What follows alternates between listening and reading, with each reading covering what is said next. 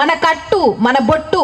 ఏ schools అయితే బొట్టు పెట్టుకొని రావద్దంటాయో ఆ స్కూల్స్ ని బ్యాన్ చేసేయండి. ఏ స్కూల్లో అయితే గాజులు వేసుకోవద్దంటాయో, ఏ స్కూల్లో అయితే పూలు పెట్టుకోవద్దంటాయో, ఏ స్కూల్లో అయితే పట్టీలు పెట్టుకోవద్దంటాయో అలాంటి స్కూల్స్ ని బ్యాన్ చేయండి. బొట్టు లేకుండా హిందూ అనేవాడు ఉండకూడదు.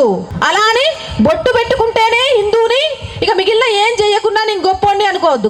బొట్టు పెట్టుకోవాలి, అలాగే హిందుత్వానికి కట్టుబడి ఉండాలి.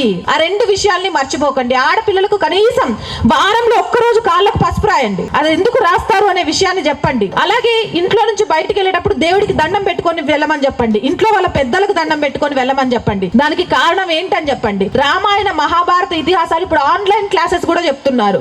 వాటి ద్వారా నేర్పించండి. మన భగవద్గీత గొప్పతనం ఏంటి, మన రామాయణం గొప్పతనం ఏంటి. ఎదుటి మతాలకు సంబంధించిన వాళ్ళు మన పిల్లల్ని ప్రశ్నలు వేస్తుంటే జవాబులు లేకుండా అయిపోతుంది మన పిల్లల దగ్గర.